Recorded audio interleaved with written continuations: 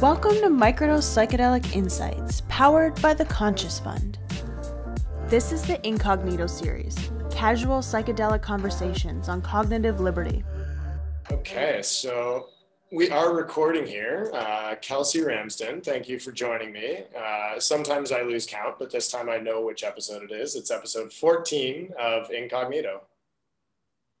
I like 14, it's a good number. It's a good number. My lucky number is 4, so we'll just add 10 to it. Now it's 10 out of 10. Right on, that's great. My lucky number is 12. Okay, so we're close. We were close enough. Maybe I can reschedule the order and publish you early to get you on number 12. We'll see what I can do. It's all good. So why don't we start off just with an intro? Maybe you can tell us a little bit about yourself. And the question I like to ask is, how did we get here? Well, that's a long answer. I'll give you the abbreviated version. We'll shorten my 44-year-old lifespan into about 20 seconds. So my name is Kelsey Ramsden. If you Googled me, the Google would tell you I'm the CEO of Mindcure. It would tell you I've twice been named Canada's top female entrepreneur. It would tell you that I've survived cancer and have 3 children who are the reason. And they're 14, 10, and 9. And I like to have a bit of fun. And outside of the fun, I like to execute and deliver results. So that's kind of the real short strokes of it. But how we got here is always a lifelong journey. And I feel very much like when I became a co-founder of Mindcure, I had a little Buddha laugh and I was like, of course. Oh, but of course. Because I spent some time in my life, as I think many of us have, doing the things I thought I was meant to do to arrive at places where I was like, this is good, but this isn't necessarily what I thought it would look like when I got here. Right? It's like when you tee off and you're playing golf and then you get into chipping distance and you're like, oh, the green looks like that. All right. My first 2 strokes might have been a little bit different if I knew this is what I was aiming for. And so I think, isn't hindsight always a beautiful thing that I can look back and go, well, of course I needed my MBA from that school because it put me in touch with these people who are doing this thing. And then of course I needed to have, these challenges myself so I could understand what we're building here. And of course I needed to meet this person on a random day on a bus. So that's how we got here. A lot of coursing and arriving at a place where I'm so grateful that we have an opportunity to both advance psychedelic medicine and advance the capitalization of it and work with, this idea that science, data will move the science and story will move the culture, and that we can do both of those things at once. In an open market system. It's really exciting, to a good old business girl like me who happened to see the value in psychedelics myself. Fantastic. So if we're sticking with the golf metaphor, what hole are we on? In psychedelics? Oh man, in your business career and in psychedelics. Let's go on the 18-hole gauge. Okay, cool. I thought I was on the 18th hole. I retired last year. Right. I was done. I was like, that was good. Good run. Don't need to do anything else. But the only thing I wanted to do would be to come back to do this. So now I feel like I'm back on hole 1, but it's the Masters. Right. Now I'm like, okay, good. We've been there. We've done that. I got the green jacket last time. I'm here. I'm a contender, but there's some great people. And I'm so grateful that they're all here. It's going to make the leaderboard a really fun place to check into. Definitely. So that's how I feel about that. But with respect to the actual timeline of psychedelic medicine in the market, the investment market, I mean, I think we're on about we're not even chipping on the first green yet. Still warming up.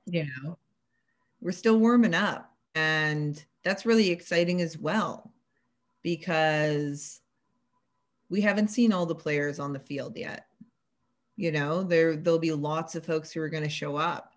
And we haven't had the tested moments yet where, you know, someone shanks something and they have to show their comeback, right? They're real. We haven't had all of those moments. And so I'm excited to see. Moment yet either. What's that? We haven't had the crazy Tiger Woods moment yet either. No, we haven't had that yet, you know, and it's great though. It's really great. I mean, it's a sunny day and we're at Pebble Beach and the water is, you know, splashing up and the cameras are all here and everything is just getting started. So if you've already got your green jacket and you want to call the color of the next one for Psychedelics, what color is the jacket? It's purple.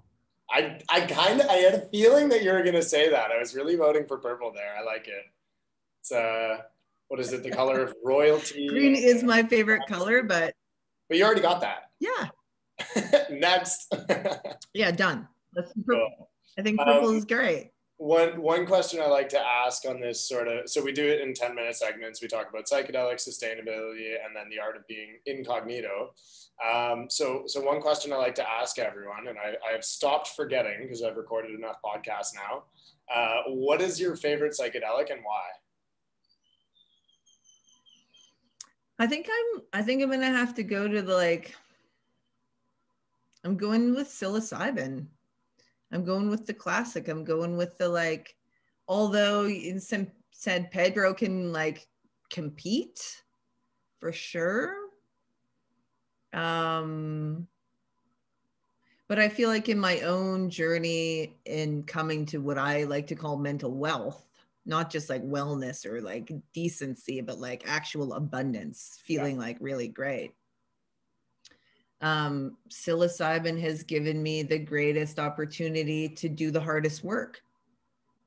Fantastic. Did you have is there one experience that you would reckon back to as that's the one that changed things, or is it just the culminative effect of doing work with that medicine? No, I know the one that changed things. I know it. And I know it was the one that changed things because in a very benign moment, probably nearly a month after, I am driving in my minivan because I have a young family and I'm going to get groceries, and it's a Tuesday. This is a Tuesday, 7 p.m. nothingness moment. And I'm at the left turn signal and I look in my rearview mirror and I caught a glimpse of my eyes and they were entirely different. It was like I saw myself and I'd seen myself 100,000 times and I'd done all the things of looking in the mirror, but there was something entirely different about the self that I saw that was seeing my best friend. Okay. And tears just started coming down my face. I wasn't crying, nothing was happening. And I was like, either I'm cracking up or having a total epiphany moment. I can't say for sure, but I got to pull over. Made my left, pulled over into a place called Holly Gully, where they sell dirt bikes and speedboats. And I just sat in the car and felt entirely whole. Beautiful. So I don't know if I felt that, when I was yeah, it wasn't the trip itself. It was. Sorry, what was that? Was it a day or two after the trip there, or? No, it was a month later. No kidding. It was a month later. I mean, I think this is part of psychedelic medicine that I want people to know so much more about. Is I think people think it's you have this revolutionary trip and you come out and it's solved and you're just dude, did that. All right, things are good. And in my experience and the experience of most of the people I know who've been doing this work for some time, yes, for sure. You touch the oneness, that's going to shake a few things up. It's going to feel like something material just happened. But oftentimes it doesn't actually sit into its place or root in or really you're really able to live that. For a while, there is this long tail integration period of how we're then going to choose to show up with what we saw or felt or did or know. you know, and how we get to witness ourselves in transition. There's the richness, I think, of it is not right then. It's all in the after. It's when we were filming Gabor Mate in BC, you know, he really harkens back to, and I think he, you know, talks about this a lot, is like psychedelics are not the panacea. They're not the be all end all cure all. It's the work that you do with that rocket fuel that you're given. Yeah, 100%. And I would echo that all day. So it kind of trails in nicely to the, oh, you can get that if you need to. Like very classic. This is like all the business, baby. Let's go. This is the thing. It's like, I have a Forbes interview after this and another one, and they're like ringing me like, we want to confirm. I'm like, I'm always on time. Why are we confirming anything? I'll be there, man. That's fair. Forbes is a pretty big deal. Like, no sweat if you need to, you know, take care of that during our interview. So for the next sort of 10-minute segment, maybe 8 at this point, I like to talk about sustainability. And I started off as just an open question. It can be, you know, in any regards. When I say the word sustainability, what comes up for you first thing? Yeah, I mean, 2 things come up for me. One is a bit of fear. Because I feel like we're pretty responsible right now for a lot, and I don't really know how we're going to pull it off. And then the second thing is optimism, though, because I know that, you know, there was a period when I was coming out of MBA school where sustainability was something we talked about, but we didn't do. You know, it was like the thing you had to say, but no one really put a lot of weight into it. Yeah. And that's entirely different now. And so I'm optimistic that as I see people making choices and I see how individuals are showing up and I see the choices even we're afforded to make within the capitalist structure, we're in a unique time that some of those choices that otherwise would have been punitive even 5 years ago are now rewarded. And so I'm grateful for that. Yeah, we're moving into, and I think this is a generational shift, like the mindset, like, no offense, but the older generation fucked a lot of things up, you know, now we're in cleanup mode. It's like, it's a necessity. It's like, we gotta fix this because otherwise downhill fast. I think it's like any good thing, though, that I'm not so sure that the people who did all the damage knew they were necessarily doing it until the train had left the station. Yeah. And then everyone was on the train being like, how do we get off the train? It's moving really quickly. And it took for the train to come all the way back to the station for the next round of people to get on, to be like, now's the time to get off. We'll take it from here. Yeah. You know, so I never really like to place blame on it. Yeah. Yeah. It's just about solutions now, right? Yeah, this is it. I mean, hey, we're going to make mistakes too. We're doing it right now. We just don't know we're doing it yet. And we're doing it in some way, shape, or form that hasn't been found. Yeah. And someday, 100 years from now, people will look back at us and go, oh my gosh, I can't believe they used to insert thing here. Right. Right? This is a guarantee. That's why we're evolving. And isn't that a great opportunity? Yeah. Classic humanity every time. What kind of, if we're looking at Mindcure and we're sort of inserting the idea of sustainability into your business, can you tell us about, you know, what your thoughts are there? Maybe what kind of actions you're putting in place to create a sustainable business or sustainable outcomes from your business practices?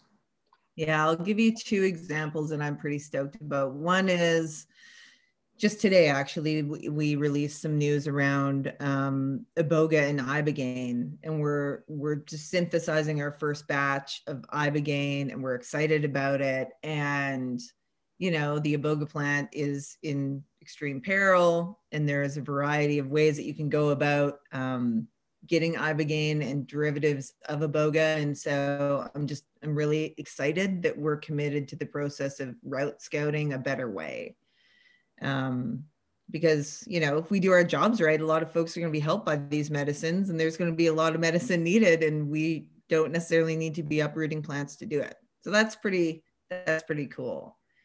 And then the second thing around sustainability is, I think, this sustainability of the movement and ensuring that we're good actors in it, and ensuring that this isn't another, revolution gone wrong, but it's a sustainable revolution where we, again, talk about this idea where like data moving science and story moving culture, and how can we contribute in a way where we can keep that, we can be the keepers of the data and the experience. And so with the platform we're building and the data capture platform and the integration platform, and arming therapists with the opportunity to get the real formative data, not just the stuff we get in clinic in a research study, but what we get in the world. Yeah. And how we can arm individuals like in their own journeys in a way that they become a part of their own care practice, as opposed to the old paradigm of like patient, and really elevating our status of humanity as a part of our own healing. I'm really excited about that, because from a business perspective, the ROI is tremendous and it's really cool. But from a human perspective, the ability to help improve what it is that we're doing in a really meaningful way for people is I think going to drive some of that sustainability in this movement. Yeah, I think that's one of the really hidden and not so talked about pieces of ROI of this industry and the movement is like, what happens when we have a more fundamentally healed, happy, healthy, spiritual, whole society, right? Like less burden on the criminal justice system, the medical system, all these systems. Like what's the next ROI, the societal ROI? I think it's going to be massive. Oh, I mean, anecdotally, at a certain point in my experience of healing, I lost the ability to lie. So you remember that Jim Carrey movie? I forget. I think it was called Liar, Liar, where like he has to tell the truth all the time, no matter what he's asked. Yeah. And so I'm not a big liar to begin with, but there are lies that are meaningful. Like, does Santa exist? Within 3 days of losing my ability to lie, my youngest child said, "Mom, does Santa exist?" And you're like, and oh, I was no. like, damn it. This is not going to end well. Oh, God. But to your point, in society, when we can bring out these things, of course, I adopted the ability to find ways, right? So instead of responding, I would say, ask your father. Nice. But on, because he is still able to respond to those questions in those kind of ways. But so the point being, though, that I think to your point around what does society look like when everyone has started doing this type of work, and maybe not everyone, but enough that the others are starting to recognize the benefit in the same way that, recognizing the benefit of recycling, eventually we go, yeah, okay, maybe I was a bit lazy before, but I'll do my part. Yeah, when I kind of lost my ability to lie, it was the realization that when you lie, you have to remember 2 versions of the truth or more, and that gets really confusing. Yeah. Going back before we move forward to the Ibogaine thing, can you give us a TLDR on how you create and harvest Ibogaine sustainably? It's all synthetic, just the same way they're making synthetic psilocybin, etc. So effectively, what you need is an understanding of what the existing iboga molecule looks like, or molecules within it, mm-hmm. which can be derived. You could get that pretty easily. It doesn't take a lot. And then it's chemical synthesis. So they devise routes in order to determine which way we can get to that molecule more safely, with less residue, at the least amount of cost, et cetera, with the least amount of burden to the system, with the greatest amount of input security. So ensuring we have a consistent supply of the medicine. And so that's how you go about it. It's just, some deep and rich science, some chemists, lots of math. Yeah. And that's the experience of it. So it'll probably be about 3 months before we confirm the route. that will be the best. And then we can start into production, full production. Very cool. I'm always super grateful and thankful to scientists for being way smarter than me, so they can figure this stuff out and then I can just tell the world about it. It's kind of a good deal. It's not a bad deal. We all have smarts in different ways, right? They just happen. That's their calling. That's their clarion call. Yeah. So grateful for them too. And you got to listen to your calling, otherwise you're wasting your time. Right? I think so. So the third part that I like to talk about here, and kind of where the show title came from, is the art of being incognito and how you harness it. So I'll read out that definition of cognito is the philosophical principle that one's existence is demonstrated by the fact that one thinks, or the intellectual processes of the self or the ego. So if you think about, those definitions and how they relate and interact in your life, what would you say comes to mind there? I'm gonna sound like a major Jim Carrey fan right now, which is hilarious because I'm actually, I am now though. If you haven't followed his recent transformation, you should. You'll dig it. Very pro psychedelic, right?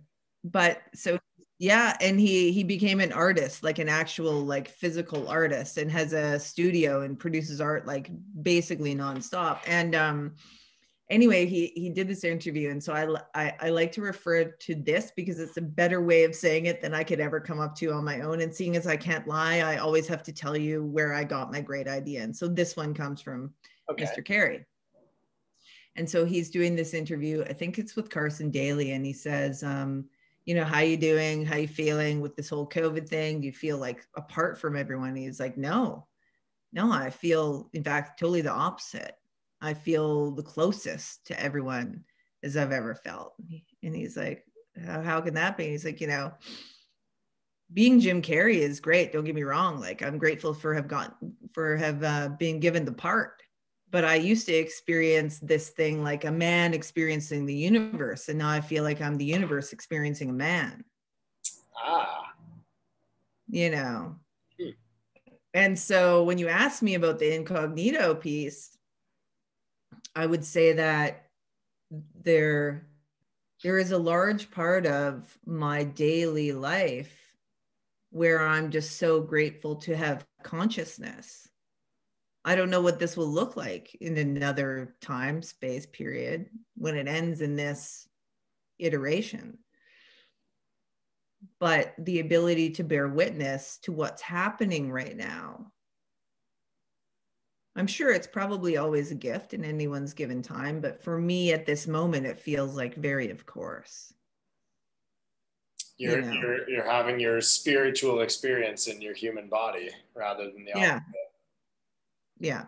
And that seems like a common refrain actually, is that, psychedelic medicine kind of helps you connect to, there's in Western medicine, we talk about the physical, we talk about the mental, but we don't often talk about the spiritual. And these, plant medicines or the ones that are synthesized, I like to call them planet medicines. They help you tap into that other side, the spiritual side that you kind of lost for a little while. Yeah. And I mean, I would say that I always felt connected to something other. I used to, when I was a child, I thought it was magic. I was waiting for the witches to come and pick me up because they were probably my real family. And I've always felt like there was something otherness or some other thing, or what it was, or what is it about religion that I'm drawn to, but just can't quite get over the hump over. There was always a little thing that seemed missing. And then in my experience doing work for myself, on myself, I recognized the humanity that we all share. In that it wasn't work for myself by myself. It was work that all of us are doing anyway. We're all in some way injured, and we're all in some way ecstatic. And we're all in some way brilliant and wonderful and horrific and animalistic. And we're just a bunch of humans. And that was such a great gift to me to be able to connect to that human element, that it allowed that spiritual piece to be seen in all the other things too. Was that like a quick moment, or was that an ongoing kind of, you know, doing the work and realizing it slowly? Both. You know, it originally it came in like flashes of moments, and then it just kind of became over time, if that makes sense. Mm-hmm. It's a bit like, you know, when you get a new album from a band that you love, or in whatever case, you're going to download the thing and it's got the lead track and it's catchy right away. And you're like, I love it. And you listen to that one a few times and you can't really get into the whole album. But then over time, you're like, that piece of work in its fullness and its mastery, it's beautiful. And so it's really easy to come back and see beauty in my own children and see beauty in, you know, my own friends. Sometimes it's harder to see beauty in things that are really challenging, you know, or the reason for pain, but it's part of the album. And you got to listen to the whole thing. That's why you bought it. That's right. Beautiful. I really like that line of thought. We've got a couple minutes left here, so we can just go a little bit freestyle. Is there anything that you wanted to mention, any cool updates from your side, things you want to share about Mindcure, or even just yourself? Fun facts. I can do the worm, if you're into that. That's a fun one. Fun one. Can we see it? maybe next time. Maybe next time. I need a bit of runway, a bit of space. Yeah, I don't know. I probably am the only like 44-year-old mother of 3 children who still does rip the worm at any given party. Like, if you want the worm, I will oblige. Yeah, I mean, I think the thing I would like for people to understand about Mindcure, not only, you know, there's 2 pieces of it. There's the investor piece, which is really important to us at the moment, as it is to all psychedelic companies, because we're building out an industry in the same way that, you know, there was like only Nespresso and then Keurig, and then all these guys came along and then everybody started drinking 1-pod coffee, such as psychedelics. So there's 2 parts to me. One is like, support your local psychedelic organization. Look at all the people who are in the market. And if you're choosing to invest, like, and you have a spectrum of things to invest in, consider psychedelics.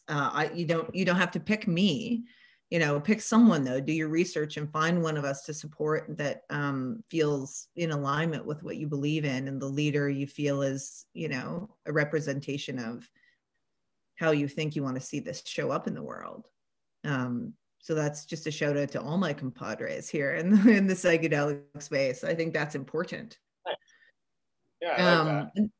And then the second piece, I think, is just like, with respect to Mindcure, you know, I believe that we're a solid bet because we believe in the medicines, we're doing the research, we're developing the IP and molecules, and we understand the path. So I believe our technology platform is actually what will become the backbone of the rollout. So there's a lot of people thinking about what's the drug we're going to provide, and not a lot of people thinking about, now we have all these people armed with a 3 or 10-day training course, and how are they going to care for their patients? And what about Jim, the 55-year-old accountant, when he gets spilled back out into the world? Who's caring for Jim that night when he's back with his family and his wife doesn't know anything about this because she didn't do it in college, and his kids are like, what happened to dad? Yeah. Right. And so Jim, we're being really thoughtful. And Jim Carrey, they're both very important characters in this podcast. Everybody's named Jim today. I'll pick a new one. I don't know. Maybe tomorrow will be Tom. That's fair. So we are going to be hosting in-person conferences when the world comes back to quote unquote normal. We will have after parties, and I am going to take you up on that offer to see the worm, and hopefully I can learn it by then. If anyone wants to get in touch with you in the meantime, send you a tweet or an email or whatever, where should they find you on the internet? Yes, on the World Wide Web, I'm just at Kelsey Ramsden. So you find me on Insta or Twitter, or you can go to our website, you know, send to the info. They will get you to me. Beautiful. Well, I appreciate you taking the time. I want to thank you for a great interview. That was a lot of fun. And I hope your Forbes interview goes very well. I'm sure that'll be a lot more consumed media, and it's an important story that you're telling. Oh man, it's all important. You know, you never know when or who you're going to hit on any given day. One day, Tim Ferriss's podcast also had, one listener was his mother. So I don't take anything for granted. Yeah, well, fingers crossed I can get Tim on this podcast one day. I think that would be right on. All right, well, nice to talk to you, Patrick. Thanks so much, Kelsey. I appreciate you. Take care. Thanks for joining the Incognito series, brought to you by Microdose and the Conscious Fund. Visit our website at www.microdose.buzz.